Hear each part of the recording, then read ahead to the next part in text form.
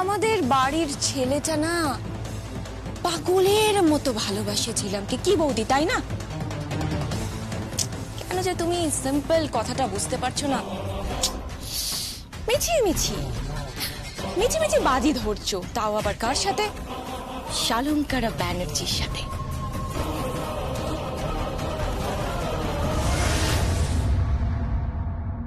তার কাকে শখ হলো কোকিলা সাজিতে, তাও আবার কিরম ভাবে ধরা পড়লো জানো? তার কাকা রবেতে।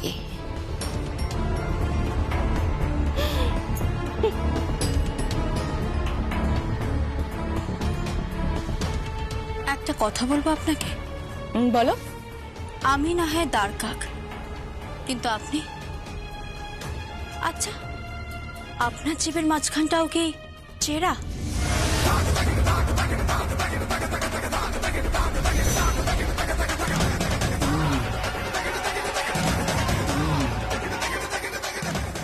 কেন বলো তো? সাপেদের তাই থাকে।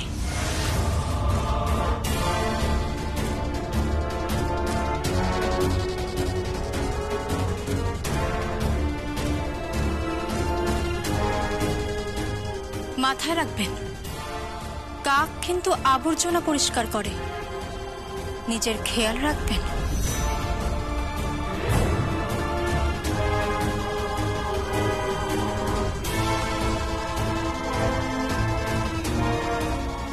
বৌদি, বৌদি দেখলে মেয়েটার কত স্পর্ধা, কিভাবে কথা বলে গেল আমার সাথে। তুমি কিছু বলবে না বৌদি?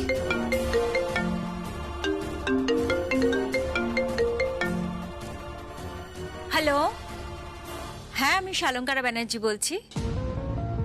হ্যাঁ হ্যাঁ, প্রিয়ম গেছে, ওকে 4-5টা খুব ভালো কোয়ালিটির শাড়ি দিয়ে দেবেন, অল হোয়াইট আর সাদার উপরে নানান ধরনের যেন ডিজাইন করা থাকে। হ্যাঁ, আমি একজনকে পড়াবো, সে এখন সাদা রঙে আছে, তাই আমি ওকে সাদা রঙেই সাজাবো। ইয়েস, আমি আমার পছন্দের মানুষদেরকে সাজাতে বড্ড ভালোবাসি। আর হ্যাঁ, বলছি যে ওই আমার কথায় পাত্তা দিলে না তো বৌদি? এখানে দাঁড়িয়ে আমাকে সাপ বলে গেল, আর ওখানে তুমি শাড়ির গল্প শোনাচ্ছ। তুমি ঠিক বুঝতে পারছো না বৌদি, আমি ঠিক কি খেলা শুরু করেছি। ছিলাম প্রিয়ম, আর তোমার মাঝে আমি এমন খেলা খেলবো না বৌদি, তুমি বুঝতে পারছো না।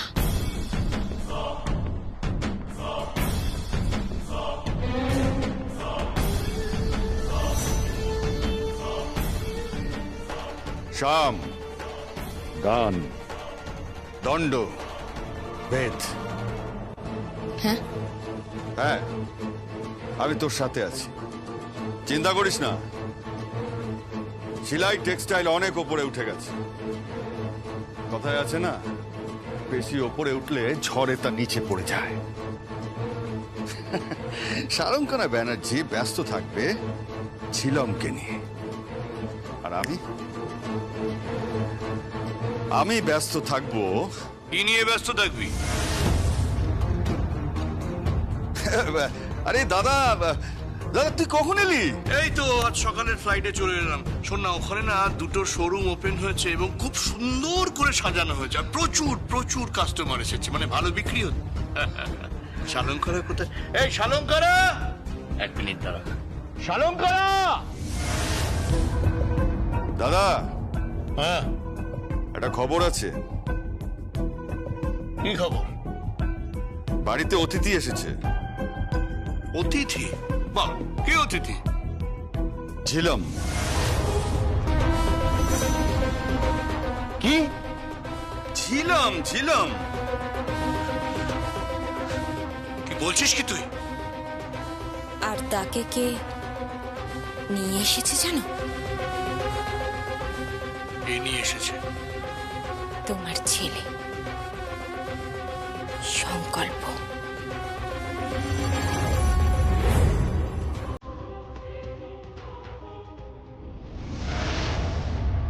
ছিলাম তোমাকে কিন্তু এখানে মানায় না, তুমি এখান থেকে চলে যাও।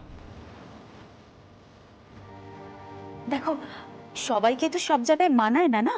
আর তোমাকে তো সেটা বুঝতে হবে। ও কিছু বুঝতে পারছে না। আমার মনে হয় ওর বরের মৃত্যুর ট্রমাটাও নিতে পারেনি। তাহলে তো ট্রিটমেন্ট দরকার। তাহলে তো ওকে ইমিডিয়েটলি একজন ভালো নিউরোলজিস্ট দেখানো উচিত। দাঁড়া, আমার একজন পরিচিত ভালো নিউরোলজিস্ট আছে, আমি তাকে তাহলে ফোনটা করি।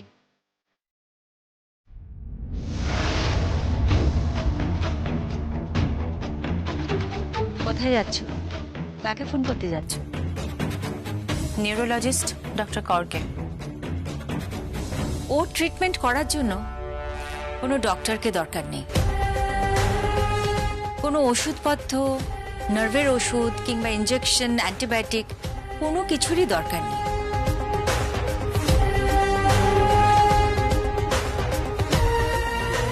ওর ট্রিটমেন্ট হবে শুধু ভালোবাসা দিয়ে। ভালোবাসা দিয়ে?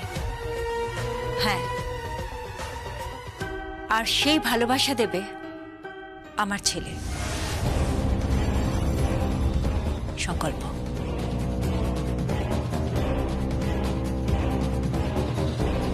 তোমার কি মাথা খারাপ হয়ে গেছে নাকি? ও যেটা মিস করছে সেটা ওর স্বামীর ভালোবাসা। মেয়েটা সদ্য বিয়ে হয়েছে, এখনো ভালো করে সংসারটা পর্যন্ত করেনি। দেখো, হয়তো ওর হাতের মেহেন্দির রংটা এখনো মোছেনি, তার মধ্যে ওর স্বামী মারা গেছে। ওকে এই ট্রমাটাইজড অবস্থায় সংকল্প নিয়ে এসে অত্যন্ত অন্যায় কাজ করেছে। ওর উচিত ছিল আইদার ওকে শ্বশুর বাড়িতে রেখে আসা, নইলে বাপের বাড়িতে দিয়ে আসা। ওরা কেউ বোধহয় ওকে নিতে চায়নি। হ্যাঁ, ওরা কেউ বোধহয় ওকে নিতে চায়নি। তুমি কি করে জানলে? ওই তো ওরা বললো, ওই সুভাষ, মিতা, ওরাই সব বললো।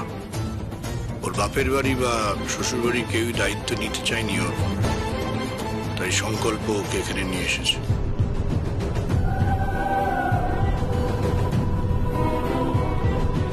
সংকল্প নিয়ে এসেছে নাকি এমন পরিস্থিতি তৈরি করা হয়েছে যে সংকল্প আনতে বাধ্য হয়েছে? তুই কি বলতে চাইছিস? কাকে ইঙ্গিত করছিস তুই?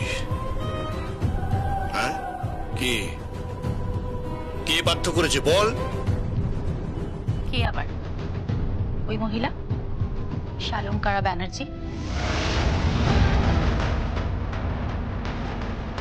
বড্ড অহংকারী। জীবনে যা যা চেয়েছেন সবটা পেয়েছে, সবটা করেছেন।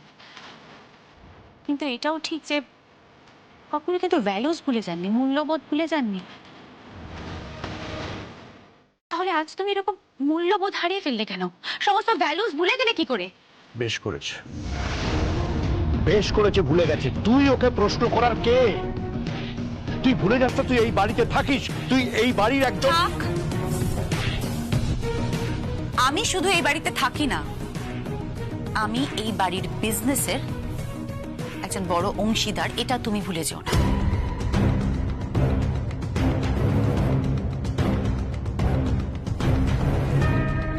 জিলাম, চলো। ঐশানী, তুমি ওকে নিয়ে কোথায় যাচ্ছ? আমি টেলিফোনে ওর বাবা মার সাথে ওকে কথা বলাবো। ওই শুভ কাজটা আমিই করে দিয়েছি।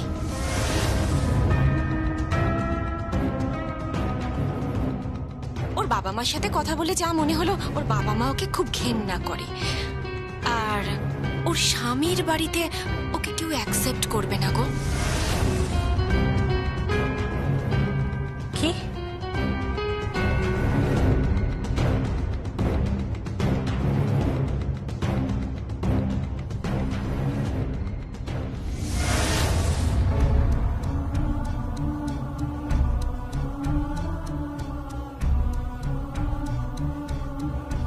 কি মিষ্টি মেয়ে।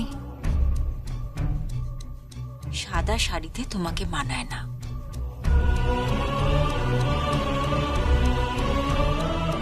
ঘর ভর্তি রাঙা বেনারসি, কত শাড়ি, কত গয়না, সব আমি তোমার জন্য সাজিয়ে রেখেছিলাম।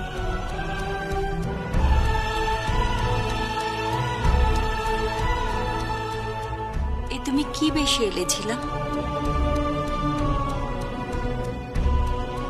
এসো আমার সাথে। কোথায় যাবে ও? ওকে আমি সাজাবো।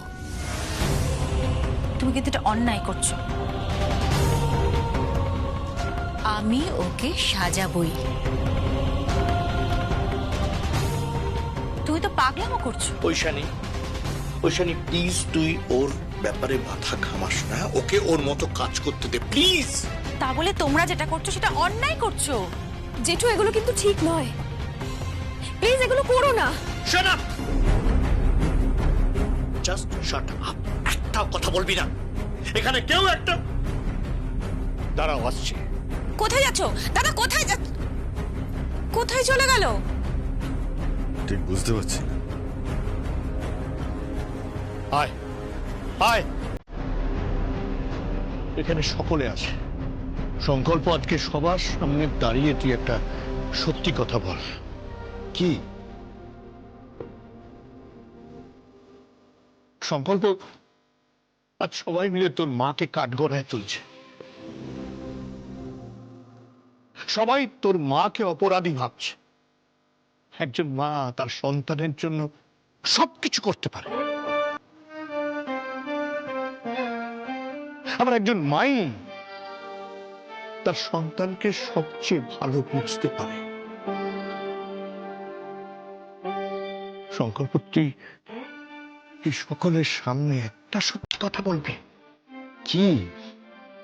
Do you love Priyam?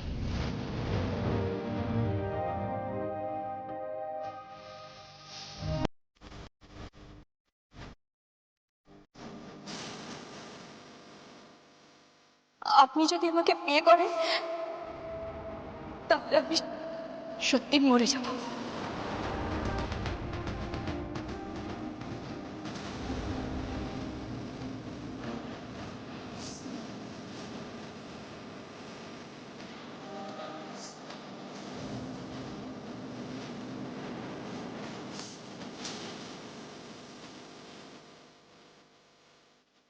চুপ করে আছিস কেন?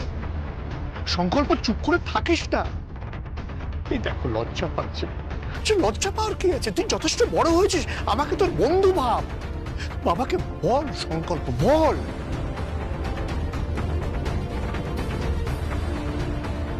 কি রে, আরে চুপ করে আছিস কেন? বল।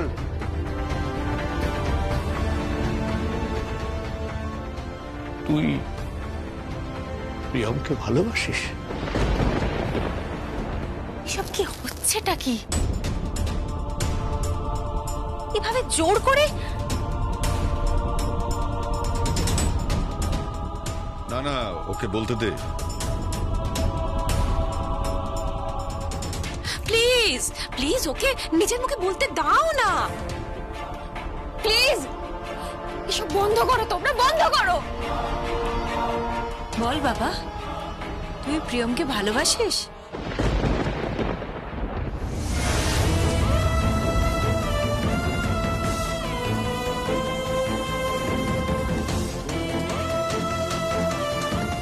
কাকে ভালোবাসিস তুই?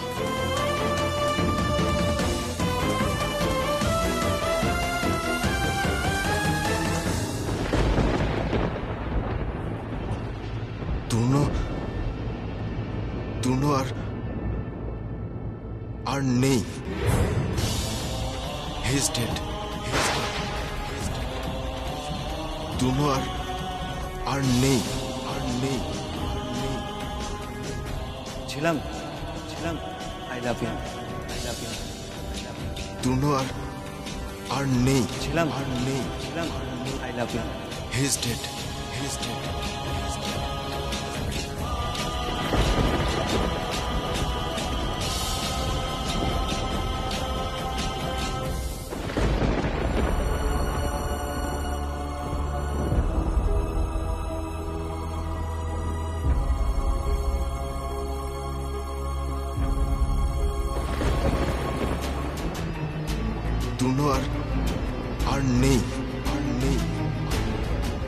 হি is dead, he is dead.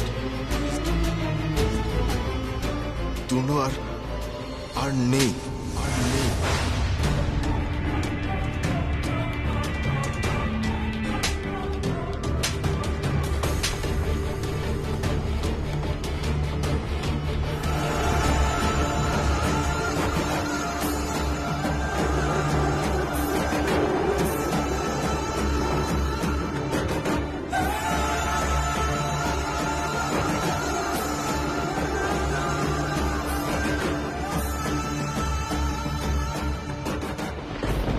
Jhelum Jhelum এরপরেও তুমি বলবে যে ওর ট্রিটমেন্টের প্রয়োজন নেই?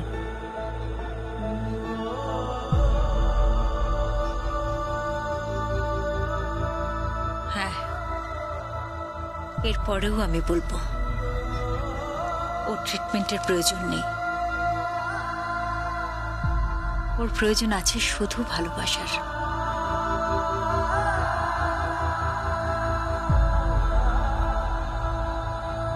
সংকল্পের ভালোবাসার।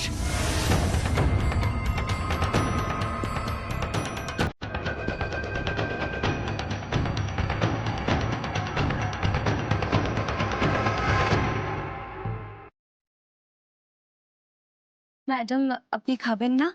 আপনার খাবার আনতে বলবো? না, এখন খাবো না। আসলে আমার বর না খেলে আমি খাই না। ও আচ্ছা, আপনি একটা ফোন করে জেনে নিন না। জেনে নিচ্ছি। আচ্ছা।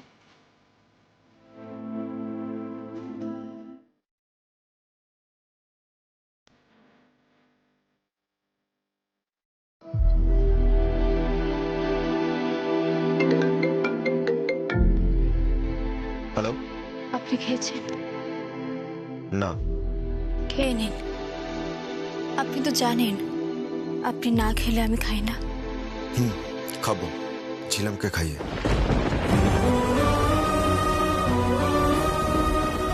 আপনি ছিলাম মানে দিদি না খেলে আপনি খাবেন না? তোমরা সবাই ভুল করছো। তোমার দিদি একজন পেশেন্ট, সে অসুস্থ, তার কেয়ারের প্রয়োজন। তার কেয়ার করার লোকের তো অভাব হবে না। আমরা আছি, আমরা বাড়ির সবাই মেয়েরা আছি, কিন্তু আপনি কেন?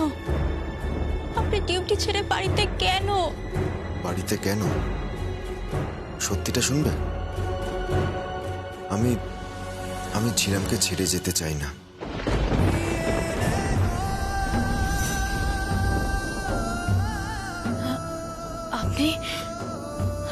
আপনি কি বলছেন কি? ঝিলামকে আমি এক মুহূর্তের জন্য চোখের আড়াল করতে পারবো না, কিছুতেই না।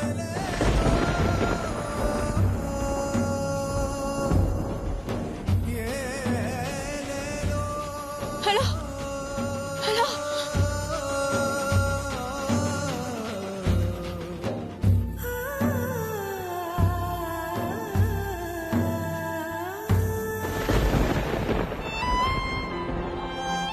কি হলো ম্যাডাম?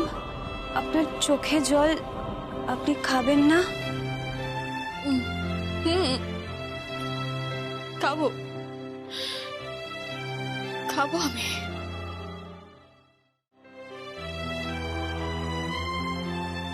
কার সঙ্গে কথা বলছিলি? প্রিয়ম। আশ্চর্য তুমি, এটা কাজের দিকে মন নেই, তোকে ফোন করে যাচ্ছে। না মাম, ও আমাকে একবারই ফোন করেছিল, আর আমি ওর ফোনে বিরক্ত হইনি, কারণ ও যে কারণে ফোনটা করেছিল সেটা রেশনাল ছিল। কিসের রেশনাল? কোনটা রেশনাল? আমি একটা মেয়েকে একটা কাজের দায়িত্ব দিয়েছি, সে তার স্বামীকে বারবার ফোন করে যাবে? হ্যাঁ মম, তুমিও তো বাইরে গেলে আমাদের বহুবার ফোন করো, ফোন করে জানতে চাও আমরা খেয়েছি কিনা, আমরা ঠিক আছি কিনা। তাহলে ও কেন করতে পারবে না? সংকল্প, তুই এ কথা বলছিস? হ্যাঁ মম। যদি এই কথা তোর মনে হয়ে থাকে, তাহলে ঝিলামকে তুই কেন আনলি? কেন আনলি তুই ঝিলামকে, বল? ঝিলামকে আমি এ বাড়িতে এনেছি আমার পাপবোধ থেকে, আমার পাপবোধ থেকে। আমি না জেনে ফায়ার করেছি, আর ফায়ার করার পর আমি দেখলাম গুলিটা গিয়ে বিঁধল তূর্ণ শরীরে। তূর্ণ আমার গুলিতে মারা গেছে মম, আমার গুলিতে। আর সেই দায়টা আমি আর নিতে পারছি না। তোমরা তোমরা সবাই ভুল ভাবছো। আমি ছিলামকে এ বাড়িতে ভালোবেসে আনিনি। তোমরা বারবার বিষয়টাকে কুৎসিত নজরে দেখছো। তূর্ণর মৃত্যুর দায়টা আমি আর নিতে পারছি না। হ্যাঁ হ্যাঁ, আমি ছিলামকে খুব ভালোবাসতাম, কিন্তু আমি ওকে এতটাই ভালোবাসতাম যে ওর খুশির জন্য আমি তূর্ণর সাথে ওর বিয়ে দিয়েছিলাম নিজের হাতে। আর সেই তূর্ণকে আমি নিজের হাতে গুলি করেছি মম। তূর্ণর মৃত্যু দায়টা আমি আর নিতে পারছি না মম, আর নিতে পারছি না। আরে আমি তো ভাবতেই পারিনি যে তূর্ণ একটা ক্রিমিনাল। আমার চোখের সামনে ছেলেটা শেষ হয়ে গেল, আমি কিচ্ছু করতে পারলাম না। আমি কিচ্ছু করতে পারলাম না ছেলেটার জন্য। আমার